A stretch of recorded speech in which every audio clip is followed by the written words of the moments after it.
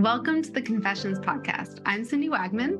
And I'm Jess Campbell. We're two former in-house nonprofit pros turned coaches and consultants to purpose-driven organizations. After years of building up our separate six-figure businesses from scratch, we've thrown a lot of spaghetti at the wall and have lived to see what sticks. We're on a mission to help other nonprofit coaches and consultants looking to start or scale their own businesses past the six-figure mark by pulling back the curtain.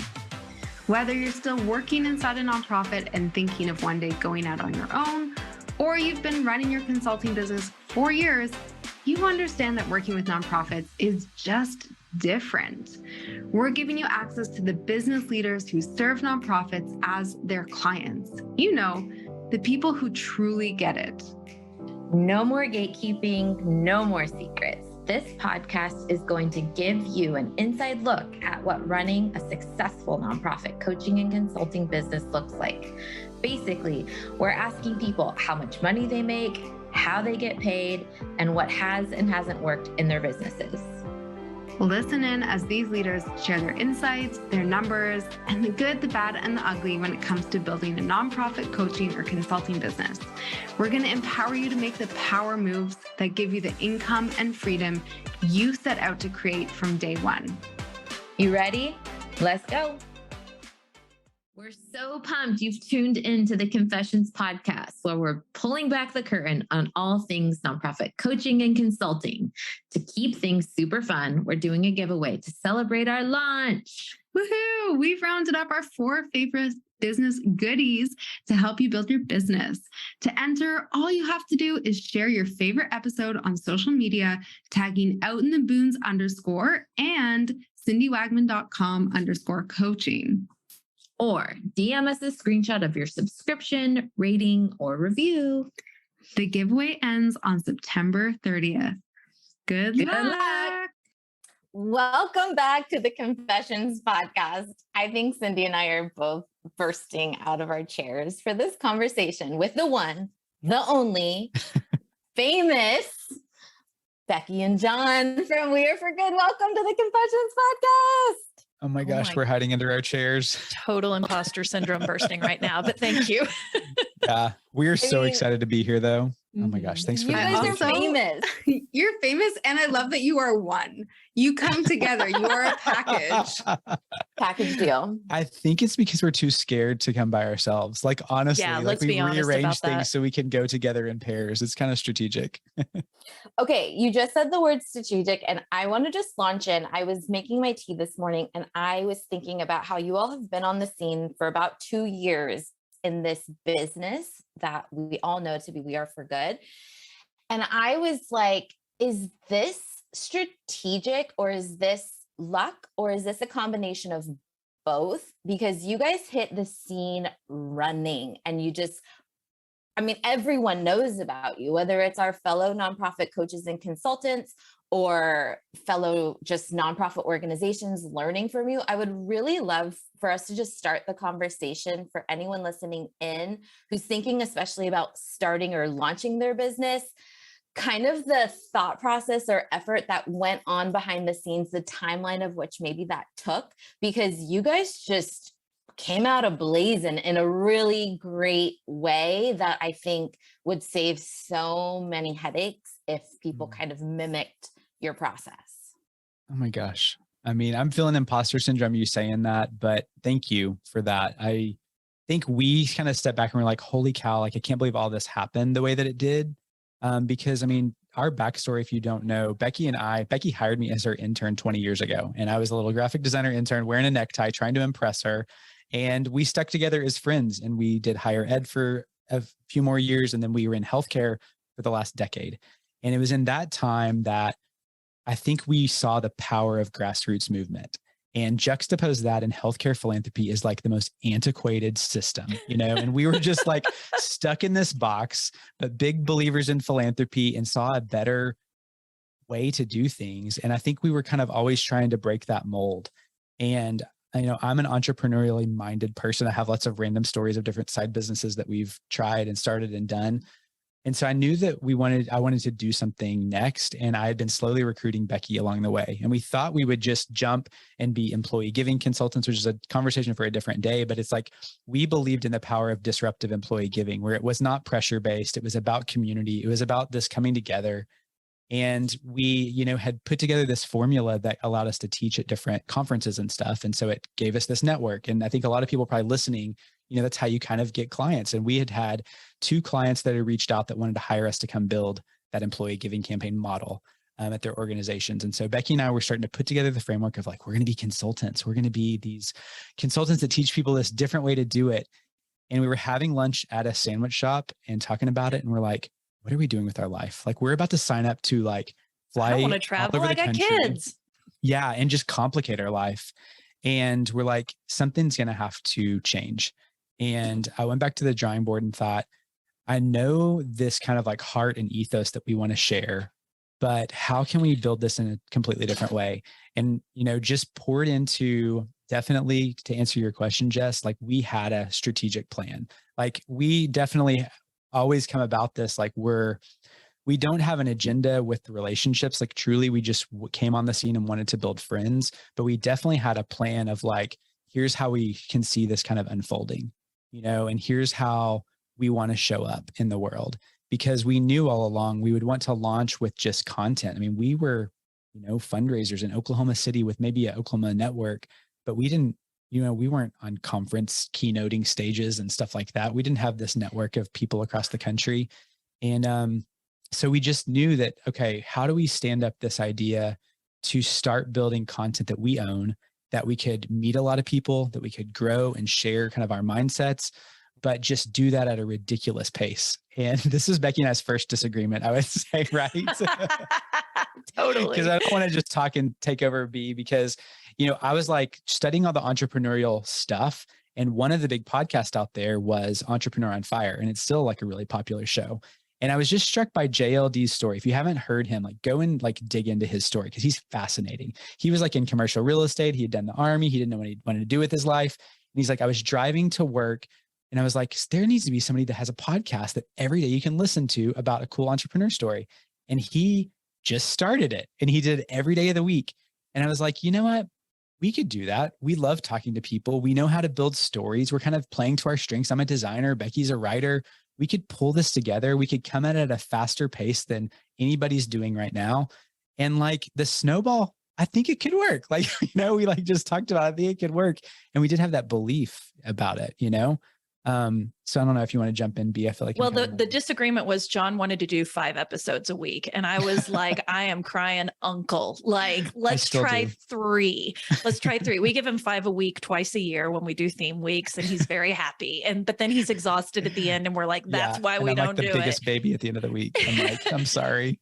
Yeah. I just think it was let me give Jon most, if not all of the credit. Here you have someone who is so heartwired and curious, and Jon's mind is at another level. And I feel like people are seeing that because he is like the Jeff Bezos, only kinder and more philanthropic. But he can see business scaling in a very big way. And for all you fundraisers out there, he had to cultivate me for 3 years before I said, okay, I think I will do this, because I had scarcity mindset about, I don't see myself in that way. I don't understand my point of view. And so, yes, to answer the longest answer to your question, it was strategic, but it was a whole lot of luck. And we hit in August of 2020 when everything was locked down. Everything was very divisive in the country, and we just hit it hard with kindness, openness. And if you want to know our strategy for the first year, it was make as many friends as possible, put out incredible content, and don't ask anybody for anything other than your shares and your friendship. And that was literally our business model for the first year before we actually monetized really anything. Can I just add, I love that your business strategy is make friends. Like, yes, that is so paramount, but we forget it. Sorry, Jon, go ahead. No, I think it is, because if you look at our business plan, it's funny to look back on now. First, it was 32 pages. Like, who in the world types a 32 page with graphics and diagrams? People who read it. Yeah. But I think that process, like, I don't think it needs to be 30 pages, but I think that process validated in my head, and it gave us like a path and gave us kind of like a true north to be like, okay, this is going to be a long ride. And I cannot find this for the life of me, but I listened to an interview with Lewis Howes talking about the power of podcasting several years ago. And he's like, if you don't commit to doing this for 3 years, don't plan on this turning into anything. And that's always been in the back of my head that I'm like, okay, we're not saying we're going to do this forever, but we have to show up with enough intention to give it the runway to do what it does, because we are basing and trying to grow off one-to-one relationships that just hopefully people share. And over, now we can speak to 2 years, it does feel like for a while now, things are happening that we just can't even trace back. And it's like mind blowing because of the ability that what scaling does over time, you know, and just the power of the ripple and the power of friendship and kindness and all that. And I want to just say, like, I think that authenticity and the, you know, building connections and the curiosity that comes from both of you is felt so much by the community. I want to ask you how it's going, and specifically, you know, talk to us about your business model today and where does your revenue come from? What is that whole, what's the whole? Because I think some people know different parts of your business, but let's dig into the details. Okay, I'm going to take the first half. You get the revenue, Jon. Okay. Did you see how I just pitched that off? This is what you do when you're friends for 20 Neither years. one of us are great. Yeah. So here we go. I think just like where the business is right now is we're like figuring out who we want to be when we grow up. And about a year ago, we realized that we accidentally built a media company. And while we understood that the podcast was going to be the front door to our company, that was the way people were going to come in, we wanted to move them through the front door into different ecosystems that could be helpful to them, you know, whether that's in the social media space. We have a physical community. I say physical, we want it to be physical. It would be amazing. We have a digital community. It's weareforgoodcommunity.com of, you know, 800 plus individuals and growing by leaps and bounds these days. We're not, again, we can't track where people are coming from, but it's how do you take the conversation and the education to different places, because not everybody hangs out in the same place. Not everybody consumes content in the same way. And we want it to be democratized and socialized and as inclusive as humanly possible, because we think that when people are safe, when they feel seen, known, and valued, that belonging is going to help them shine to their fullest potential. That will translate to their mission shining, to their personal life getting better. And it means we're going to have to hit some things that are hard. You know, we hit mental health. It's a huge umbrella of our company because we've gone through it, you know, and I'm very publicly share my mental health, like my nervous breakdown story. And it is shocking to me how often I get letters, emails. I got an Instagram like voicemails over the weekend of somebody telling me they were in exactly the same spot I was when I was at my lowest. And so really we're taking all of that and we're like, how do we just put it on fire? Like, I will tell you, you saying everybody knows us. I'm like, do they? I don't know. Wow. Like, we don't know that. That's so humbling, but we just know that we need to be in many spaces, but we can't do everything. And we're a startup and we have 4.5 people that work for our company. And yeah, we're realizing that the podcast space is definitely our space, but we want to be a marketplace for creators. We want to be about upskilling. We think professional development in the sector is woefully inadequate and needs to be modernized and innovated. And we don't think we have all the answers. In fact, we don't think we have many of the answers, which is why we think community baked into the entire process is going to be the secret sauce. So, Jon, do you have anything you want to add to that? I mean, my heart's full. I could talk about the money aspect of it because, I mean, I'll say I'm coming at this whole business from a really scarce money place. And it shows up, and especially if you're in a partnership like we are, it comes up a lot because it's like something that I've personally had to work through, and our family situations are just different. And so it's just a poignant thing. And so when we launched, we knew that the podcast was not going to make money for, I don't know, years, you know, we didn't know how fast it would grow. And so we jumped with aligning clients. on the background. And so that's how we got started, was bootstrapping. I mean, Becky's family put in a little bit of money to start, but mostly we were churning through working hours. I mean, 60, 70, 80 hours that first year. And I don't think that's oversubscribed. I think that's truth Maybe of what was more. happening. Yeah. Maybe more, because we were doing the full-time client work and we were showing up as if this was a media company on day one, you know? But that paid the bills, and we've always been able to pay ourselves because of that. And we immediately, you know, when we jumped, we hired Julie, who, if you know, Julie is family to us. She's a partner. We've given her equity of the company at 2 different intervals now, because she's so integral and has changed the trajectory of our business. The smartest, most connected 26-year-old you will ever meet in your life. You should totally go find her on LinkedIn. Totally. But let me just say, like, that is a scary move. And people will tell me, I mean, I've talked to friends that are consultants, and are like, you know, it's just envious to see like y'all have a team because you have people, you know, you're not in alone. And I feel that, but I do feel like we had intensity right away, because we had payroll, like that was real payroll, like really fast, because, you know, my wife stays at home with our kids. So it's like, we have to meet payroll like this month to be able to do that.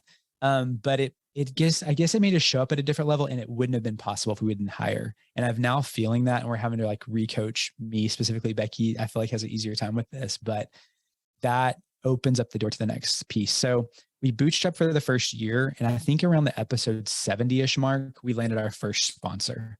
And that was huge. I mean, it felt like, I can't believe this is actually happening. And I want to say, do you remember the number? I feel bad that I don't remember what the number was at that time, Becky, but it was a few like how many $1,000s. downloads? Oh, well, yeah. The dollar amount. We were probably at like 3,000 downloads a month or something like that. I don't know. I can maybe put this in the show notes. It's important. Sorry, editor. Yeah, like to us, it seemed like a lot. And now in retrospect, I'm like, man, we were so early in the journey. So the people that believed, they weren't believing, and they've told us this now, in that the podcast downloads were the thing. They caught on to the vision. They caught on to that it's more than a podcast. And so we try to talk about it like that. Like, whatever you're building, give yourself the room to show that it is something beyond that thing. Jess doesn't just have that event that gathers those people. Like, that's freaking cool that she does that, but they're listening to the replays of it all year, and they're telling their friends, and she has all this emails, and she has all this ways that she shows up.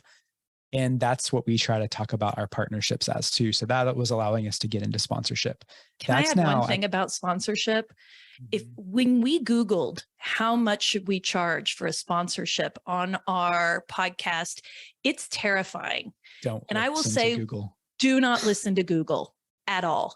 I mean, I think what we were supposed to be pitching based on our downloads, you know, per the Google algorithm, was like a third of what we asked for. And we stood up and said, we think we have more value than the base. Mm-hmm. And we're going to, and just like you do when you pitch to, you know, a major gift donor, it's like, I think the value of this is X, and we're just going to see what the market will bear. And the market has never told us no. And we up our rates. And I just want to throw that out there to anyone who's trying to monetize something and you're looking for what the base is, which is great. We should always look around and test what our friends are doing and what's working. But I also think understand the value and know the story of your value that you can pitch to someone, because if they see it, they will pay it. And especially everyone listening here, we are so niche. It's like we are gathering a very specific type of person. It's like that is worth way more than what Google is telling you what Kleenex should buy an ad for on your podcast or something like that. So that was a big transition point when we just said, okay, we're going to stop the one-on-one consulting. We're going to move to podcast sponsorship. But also in that time is when our pro streaming platform launched, which was always part of our plan from the beginning. Luckily, we were saved by the branding faux pas in our business plan, because it was going to be called We Are for Good on Demand, which would have been God, which would have been horrible. So imagine if we would have come out with the like tone deafness, Good on Demand. Oy. So it's now called Pro, and that has been like slow, but it's like this long play for us that we're going to keep adding value, but that's like a chunk of our revenue. The sponsorships, a chunk of our revenue, and then just like partnerships that we're doing. And we're finding, you know, not only do we like love interviewing and connecting people, but we love helping other people do that. And so we've partnered at conferences to help build out their speaker panel. And now Becky and I are speaking at a conference next month where we're actually getting paid to speak on stage, which is kind of opening up a whole different revenue stream too. But it's kind of like the beginning of it. Like, I mean, we have a lot of revenue channels that are coming on in the future. And Becky teased it with this marketplace because we see the future is creators, and like, how can we be a catalyst to help people find their people and grow their own influence? And we want to be part of that. I have so many questions to spur off Hit us with into, them. and that was Yes. really, really helpful. I want to dive more into this next phase in the media company. I want to dive into what it's been like growing your membership, which you just said is slow. But before we do that, I'd love to talk more, just a little bit deeper on these partnerships, these sponsorships.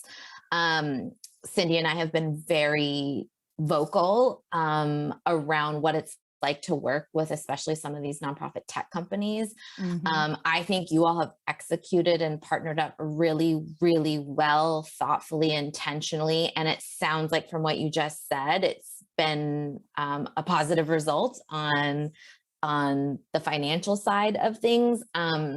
But I just know from like my personal experience that it can feel really, what's the word? Icky.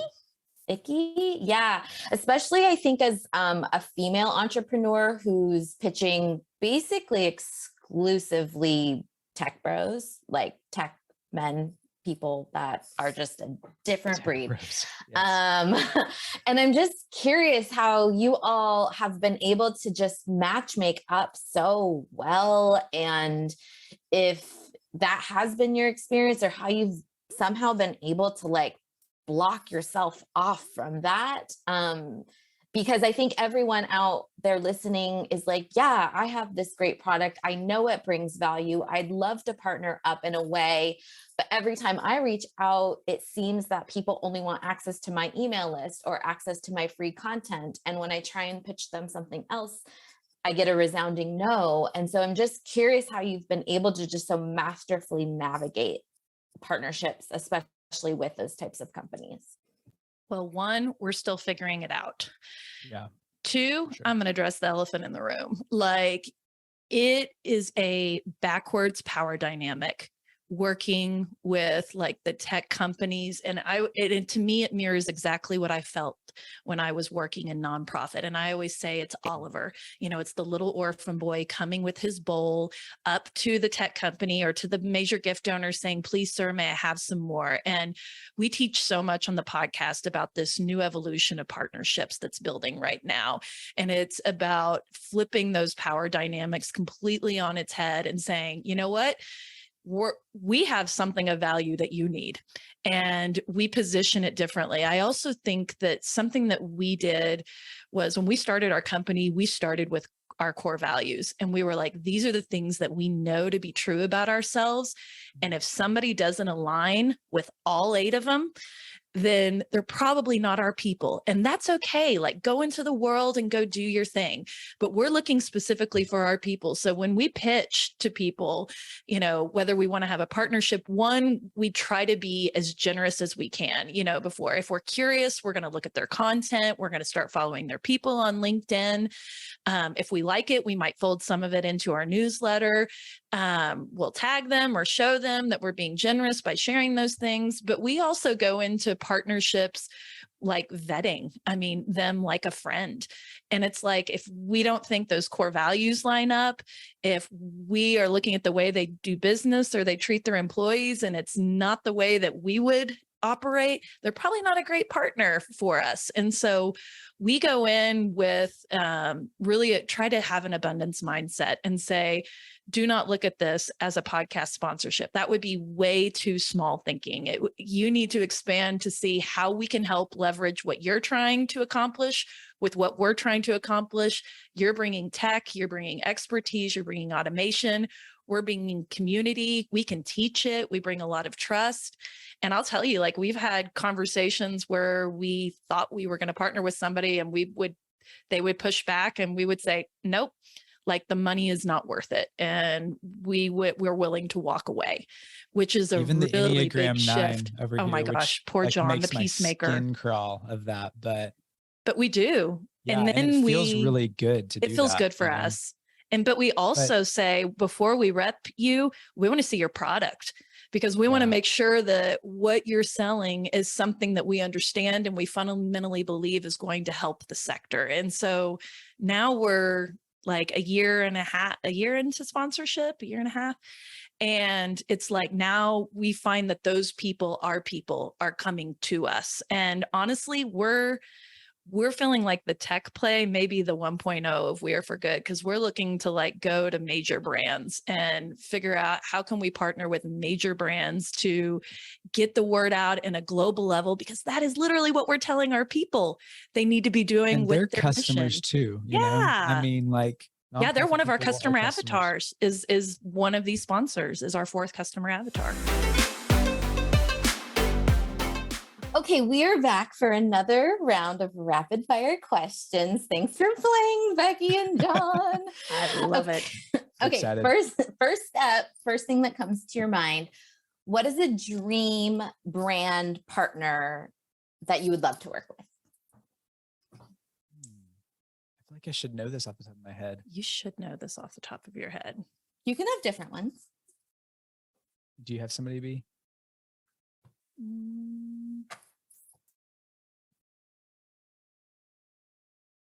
Manifest. I'll put this one out here, which you can edit part of this away because we're actually going to pitch this person for Mental Health Week.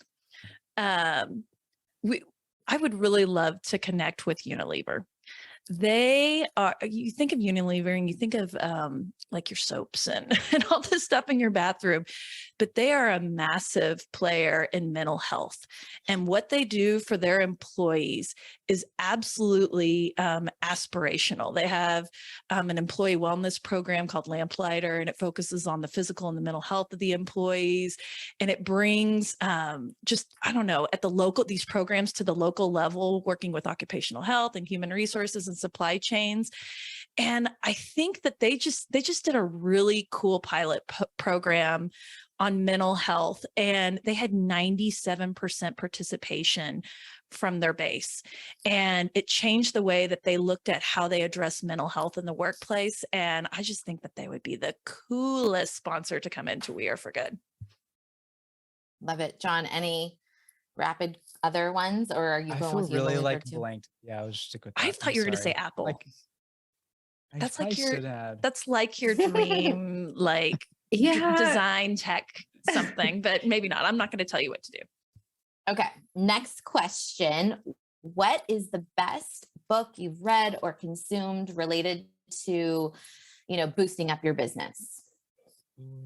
Okay. 2 that I really love is The Infinite Game by Simon Sinek. I feel like it's really plays into this long game philosophy, and just kind of like all of us working together, it just zooms out.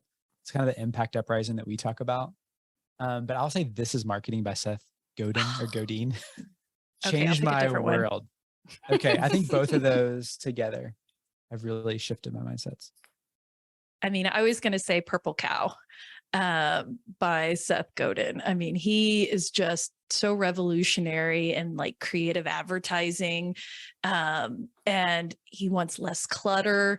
And I just think the purity of how he threads empathy into storytelling is very, very interesting. But I'll give you another one that I think is really unorthodox. I love Humans of New York. So Brandon Stanton has a great book, several books that are Humans of New York, Humans of the World. And what I learned about storytelling in those books from one sentence or from one word is extremely powerful to me, to the way that I think about how we tell story in our business. Agreed. I'm a big Humans of New York fan. Definitely. And last question, who is a business thought leader or icon that you really admire, respect, and look towards? I mean, I feel self-serving saying this because she's now such a dear friend, but I would say Kishana Palmer. I had so much respect for her, just loved her. And then when we got to meet her in person, I'm just like, her authenticity and how she just shows up for her family and for people in her life and in the world. I'm just the hugest fan of her. And every time she talks, we've had some repeat guests on the podcast, but when she talks, I'm like, you are so brilliant, my friend. And She like, really is. she has no prep. I mean, she's prepping, but she has no like cue cards or something like that. And I'm just so inspired by her. I love her as a human, and I love kind of how she's pushing all of us collectively as a thought leader. We couldn't agree more. Yeah, I mean, you probably took that one right out from under me, but if I Sorry. wanted to know, it's great. There's so many, to be honest. I mean, if I were going to pick somebody that we've interviewed on the podcast that I follow and hang on every single one of her words, it's Abby Falick. And she was formerly the founder of Global Citizen Year, but here is a woman who is so kind to her core. She is so evolved in the way that she thinks about things. And she's built this unbelievable nonprofit that was the number one place to work, in the country. She has every dreamy philanthropist pouring into her organization. And yet she took, how long did she take off? She took this long sabbatical. 6 months. She took a sabbatical in the middle of it. And like, she will go off into the woods for a week and not talk to anyone and just think and be quiet and be creative. And this time she came back and said, I think it's my time to leave. And I think I'm going to hand this organization off to somebody else. And I think I'm going to go do something else. And now she's with Emerson Collective, which is just like an amazing organization funded by Steve Jobs' wife, it's powering social impact into the world. And she's just so quiet and humble and steady and visionary. And what she did to take on the leadership crisis by starting with high school students is just a great story. I encourage anyone to go check her out. You're amazing. Thanks for playing our rapid fire round. I don't feel like that was rapid, but thank you. No, like, of course we're going to long wind your Nothing rapid is fire. short with us. It's not like, I was going to say, like, without mentioning names, like there was one specific situation when we were getting Pro launched off the ground, and we're trying to, I mean, if you've taken a look at the platform, we spent a lot of investment to like make that production happen. Like it went outside of our capabilities, which we've been writing our coattails of what we could do in-house. This was the first project that was like, we have got to like hire people to be able to produce the level of content we wanted. And it basically drained our bank account, like at the time, like it was a huge undertaking. And broke us kind of mentally as human beings for a couple weeks, if we're being honest. For sure. So it was a risk on all those things, but we knew, are people even going to buy this too? So we wanted to make it accessible and democratic. So our ask with that was scholarships, which I will say has been the easiest in quotation marks, conversations to have and sponsorships to have, because it just kind of positioned it a different way, and it allowed people to pay us what needed to be paid to access the product without putting the onus on the customer in the beginning. And I'll say we were courting somebody, and it was going to be a really big investment, which was going to help us cushion that. And literally at the last moment, I mean, we've shared every one of our plans, every one of our speakers, every one of our details.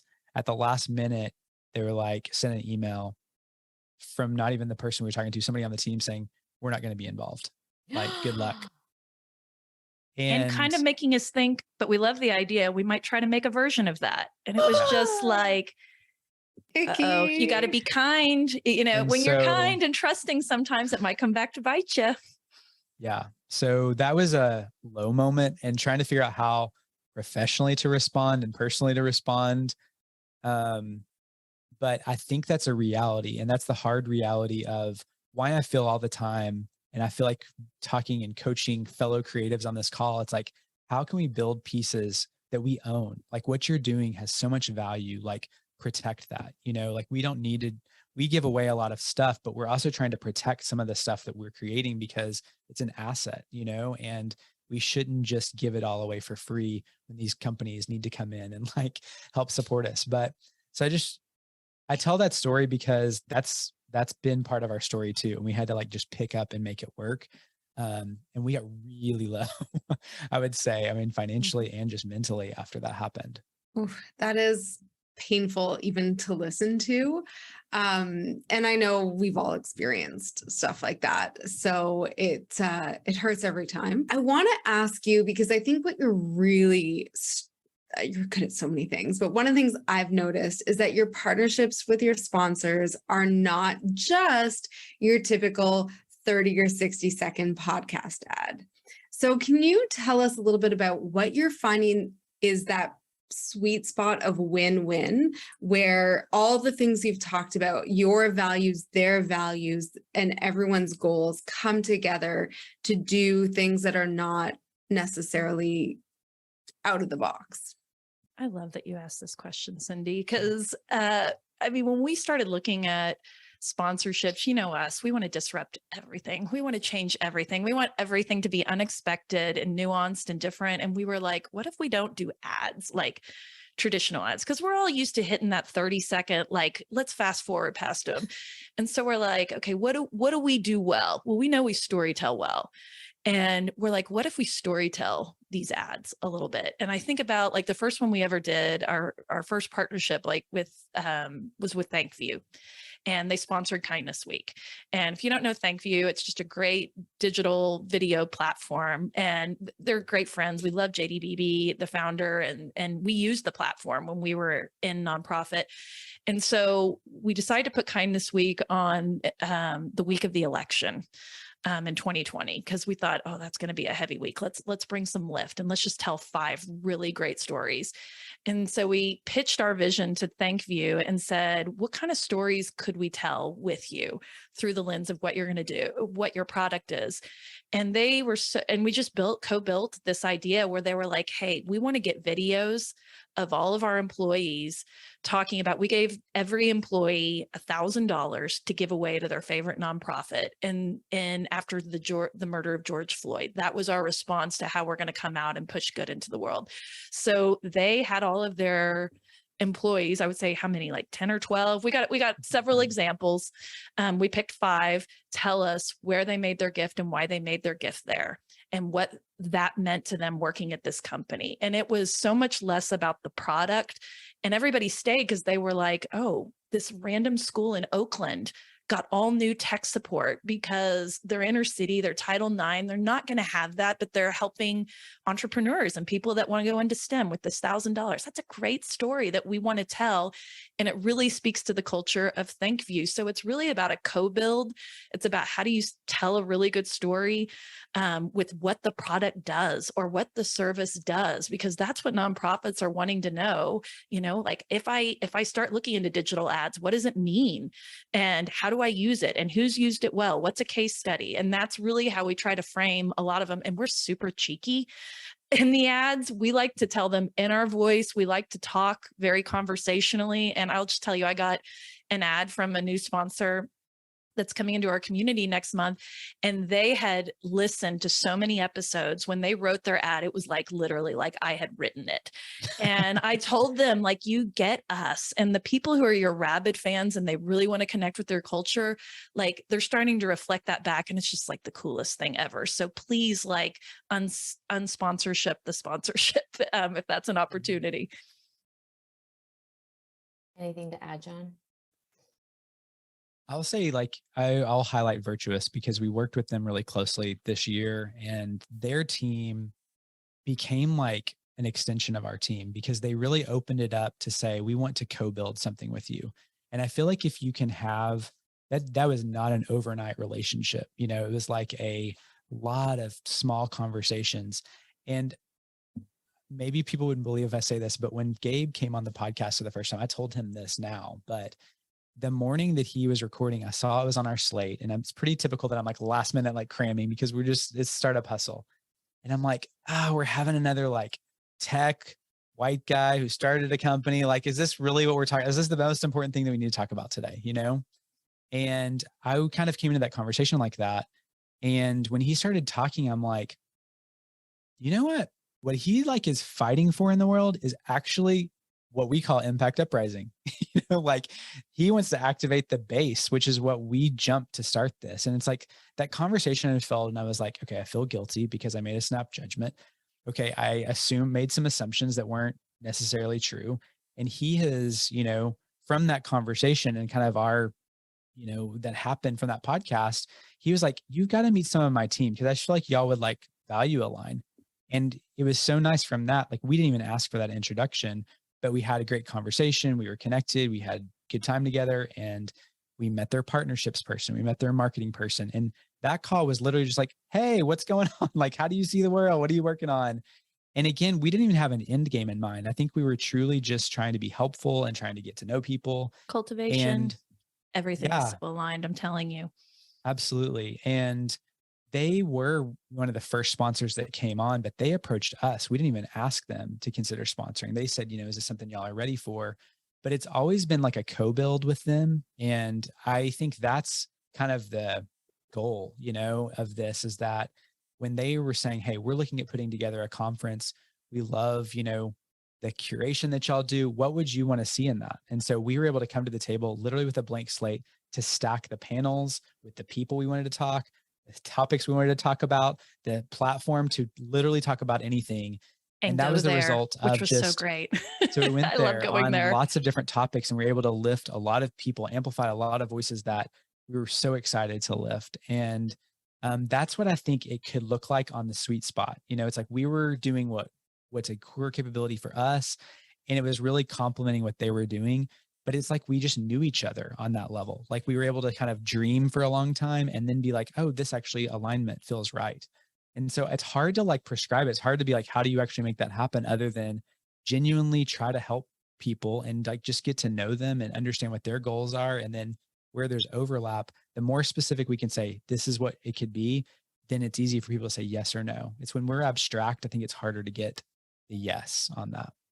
Totally. This is so helpful. Just like kind of peeking inside your brain, talk about pulling back the curtain on how you think about partnerships, develop partnerships, pitch partnerships. It's just really, really helpful. And I think that the folks listening in are going to just get so much out of now how they can apply this to their business. I'd love to switch towards pro and what building this, I want to say something more than audience, but this community has been like, because you mentioned a few minutes back how you've made quite the investment in getting it off the ground. And I think that it's often underestimated how much work and effort and time goes into building a membership. I just would love to hear any thoughts, opinions, lessons learned, mistakes that you would do over. Is it working for you? Like, all the things, because I know that people have ambitions around creating memberships for their own audiences, and they have no idea what goes into actually executing on that. Yes, all the things. I mean, I can predict what is in, if you're listening to this podcast, what else is in your podcast queue? You're listening to Amy Porterfield type people, or James Wedmore, or these people, Jenna Kutcher, that have built these monstrous businesses off courses. And I think that's probably what piqued my interest of just knowing the power of recurring revenue, even on the philanthropy side, that I'm like, this has to be a cornerstone of our business. If we're trying to activate grassroots people, like how do we create a membership that people would want to be a part of? And so our angle of it was, let's create this kind of next level of content that's not available anywhere else. And so that was our original kind of plan. And we had the ability for the podcast to vet who's saying something really disruptive that could really, deliver it really in an interesting way. But I'll say, we built it in a way that we thought this was going to be the solution. And we thought that just getting it all ready and doing all the steps and writing all the emails and the graphics and, all the things that you think, okay, launch day, all of our problems are going to be solved because we've been working on pro. We have been dedicating our life to getting pro ready, that we're going to flip the switch. And it was like the most beautiful party the day that it went live, like it was much activity, the and amount of generosity from this crazy. entire community that surrounded it and championed it and was so excited about it. But in a tangible sense, it did not translate into like a lot of subscribers in a quick way. We could have like been like, okay, throwing up my hands, like this is not working, because our investment was so great. And just putting real terms around it, we spent $35,000 to pull off production for that event. And we're not even paying ourselves, like we're barely paying ourselves at this point. Right. And it's kind of like, I knew better because I've listened and I've been the student of those people I name off for a long time. I knew better than that, but we were so tired that we're like, if we just get it launched, I'm sure it's just going to work. Like something magic's just going to work. This is different. This community is different. It's not. Like, it's going to take a lot of work. It's going to take a lot of work. The launch is the truth. So how can you build it in a way that you're not so depleted at the launch that you can pour into it? Because I look back now, like hindsight's 2020. I would have done some things differently, would have maybe sequenced things differently. I don't regret doing it at all because the people that we gathered in Dallas have not only become just like dearest friends, but I think it gave them a lot of confidence and a lot of belief in their own platform. And it gave us just a vision of like, man, this is the type of level of investment that this sector deserves. And I want to keep doing that. But the actual business model of it, we're still like retooling. And so a year later, I had this epiphany. Literally, I was up by myself at like 1 or 2 in the morning and I slacked this to the team so they can read it the next day. But I'm like, that 35,000, like we've made it back now. And it's only been a year. I'm like, any other business that would just break even in a year is not bad. I'm like, why have I like viewed this as a loss or something, between us friends? Just because internally it hasn't taken care of all of the bills and we're able to hire and grow and all this stuff. But I'm like, you know what? It's worked. There's a lot of people in it and there's a lot of people that are sharing about it. And it gave us a huge platform and like it's V1 of it, And so we made the decision this summer, and this was one of the seminal conversations I think of Becky and my relationship in this business is like, it's time, like we have got to push ourselves to invest in adding to our team because we're maxed. Like if we're going to grow, we have to put new energy into these things. Like I think the vessels are there. They just need energy. And so it's been so fun. Like we added our chief of staff, Abby, and she is leading like the reimagining of next generation pro and just the energy she's putting in it. It's like this runway of like, okay, we did all this for a year. We have all this 2 years of podcast. Now we're putting new energy into it. Like we're going to figure it out. I don't know how long it's going to take.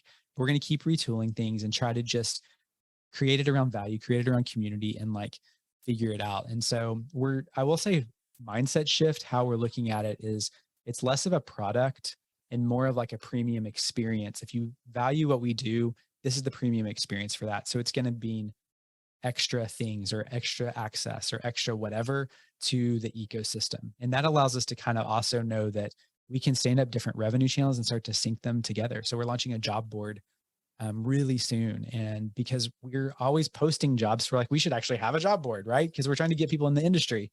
So that is something like pro members are going to have access to be able to post jobs for free. So that's something that other people will have to pay for, but that's going to be another access. So we're looking over time, how do we add value to this proposition and just put more and more tentacles into it? So it becomes this really irresistible offer.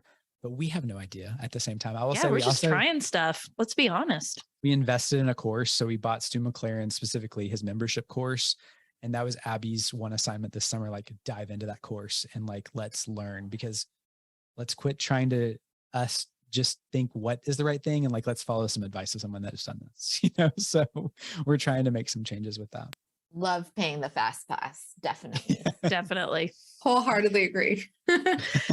To wrap up, one of our favorite questions is, because this podcast is called Confessions, what's one thing that you like, give us a confession, one thing that you kind of wish you were doing better, or, the thing that's like the cobbler's children's shoes, like they're like, we're really good at giving this advice, but we're not so great doing it ourselves. Share, dish the dirt. Okay, this is not fair. Yeah, go for I'm going to tattle on myself first, so that'll give you some time to think about it. But I've been very open about my mental health journey, and I very much believe in balance and self affirmation and taking care of yourself and self-care, and also so you can take care of your people and the things that you care about. And I will just tell you, it has been extremely difficult for me to toe that boundary the last 2 years. Part of our story we didn't share at the beginning is that our original business model had like a big investment in it initially from an angel investor or from like VC or something like that, venture capitalist.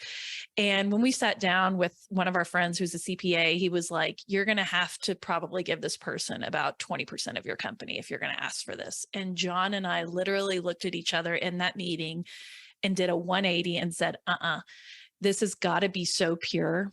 This community we've got to keep the tenets and the culture and the values and the ethos of it. We can't hand that off. And so we decided to take all those extra clients on, and it was like 80 to 90 hours a week for, almost a year and a half.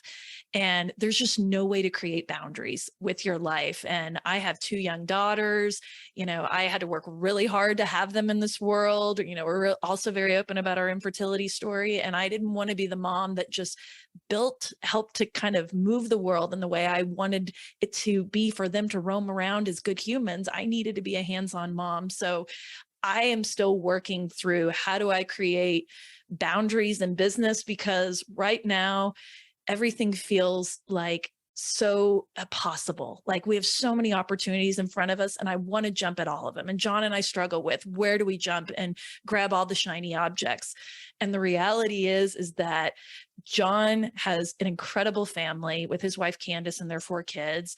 I am very close with my family and my 2 kids, and that will always be our number one priority. And so I am still trying to dig into therapy. I do therapy every single week. I try to put exercise in. I'm trying to drink my water right now. And I don't do that well every day, every day. And poor Jon, I'm an Enneagram 2. So when I get stressed, I'm like a hard 8. If you know the Enneagram, I'm challenger, I'm cranky, I'm angry, I'm pushy, I'm intense.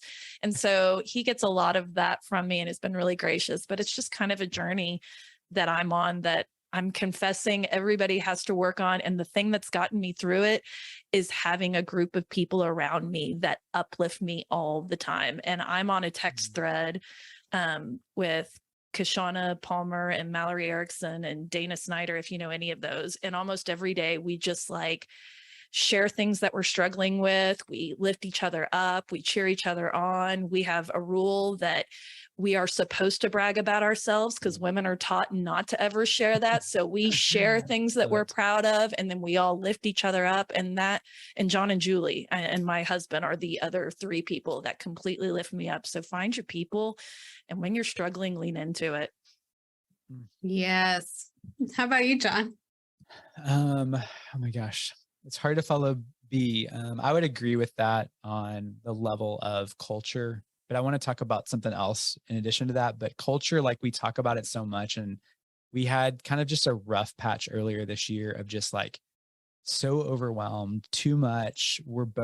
I had planned to take 6 weeks, not really off, but to travel with my family this summer, but working from afar. So just to find a different pace. Becky was going to do some traveling and take a sabbatical, and it's just we had maxed ourselves out. And we had a tough conversation one night where it's we talk about building this culture. And I think in my limited mindset, I'm that's for organizations. And Becky's you realize we're an organization, which sounds ridiculous to say out loud. I feel like I'm making myself look really dumb, but I think I forget that we're setting the norms for our team and our dream and our family right this second, and now's the time to change and recalibrate and figure stuff out and start saying no, and I'm having imposter syndrome saying this because it's we're still bad at that, but I think that's one of the big confessions. And the other one, this is more funny. Our CRM is a hot mess. Our CRM sucks. It's so oh my bad. gosh, it's the worst. I'm so glad. And I'm over here you have a CRM? Jess still doesn't. Not really. Okay, because in our business plan on page 27, it said we're going to have a CRM. Okay, What are you started with using really for good it? You have to intentions. tell us. Copper. Oh, I don't know that one. I liked it because it connects to Zapier. So I had this vision. I have a graphic in the business plan, which is funny. It was Copper's in the middle and it connects to all of these tools that we would in future use. But yeah, I haven't opened Copper in 3 months. Let's be really clear. But I will say showing those warts, showing and being as the team has grown, saying, hey, we want to be a team that knows people really well. And we want to remember conversations we had and follow through on the stuff and I'm looking at y'all and I'm I know we've dropped the ball personally with y'all. And grieves us because it's just like, we're so like running and disorganized that it's like, we want to be able to follow through on the people that we are at our core. And so now we have team and we're like, will y'all please help us figure out systems around this? Because clearly we've not done that well. But all the automations and stuff we talk about on the podcast, we would like to say we're better at that than we are. Like, teach us your ways. Y'all's emails are so good. Every time I get them, I'm like, I y'all know. are so good. It's all Jess. It's both of y'all. Jess is my has the GIF email role game. model. Yeah, she is. Yes. Oh my gosh, so The good. one thing I'm good at. I'm still trying to figure out how to make a whole business where all I have to do is write emails. I'm telling you, it's absolutely possible. But that's a Literally. whole other It's totally conversation. possible. Jess came on our Right? podcast. She was like episode 15 or something talking about so building your early. email list. Like, you're Yeah. legendary for that. Yes. Y'all listening can hire Jess to write your emails. Totally. I'm You should. putting it out there before she kills me. Endorsing. Yes. Oh my goodness. I thank you both so Epic. You are very epic. much. Oh Yes. my gosh, love you guys. We the love is so mutual and you both are amazing, but I love you as a singular. So that's what I'm saying. We are for good. And shout out, because I think one of the big things you just talked about is not just you two. There's a great group of people behind We Are for Good, doing the incredible work that you're doing to build community that all of us need. So thank you. Thank you. Where can our listeners connect with you? You can find us at weareforgood.com. We are on all your favorite social channels. LinkedIn is honestly our favorite playground. I'm not sure what's going on with the Instagram algorithms, but I'm not happy with them right now. But we are over there. We're on Facebook. We have Twitter. We have a YouTube account. We have a Pinterest. Thank you, Jess, for the power of Pinterest. But we really encourage anyone, if you're just looking to get connected with us and find like-minded friends, come to our community. It's weareforgoodcommunity.com. It's free. And we're so amazed by it. Like, the people that are in it have built sub communities within it. So we have Tech for Good, we have international NGOs, we've got corporate social impact, and just all of these groups that are being self-led. And it's just an organic, warm, safe, and encouraging spot for you to learn and get unstuck.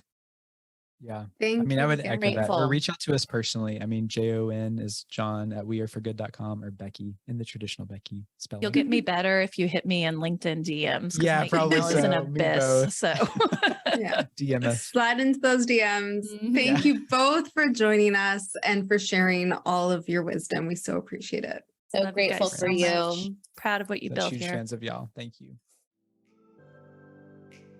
Thank you again for listening to the Confessions podcast for nonprofit coaches and consultants. If you enjoyed today's episode, which I sure hope you did, you can show your support in one of three ways. Number one, post a screenshot of this episode to your Instagram stories or LinkedIn profile and tag Cindy and I so we can repost you. Number two, share this podcast with a fellow nonprofit coach or consultant. And number three, leave a positive review on Apple Podcasts so we can continue to grow and reach new listeners.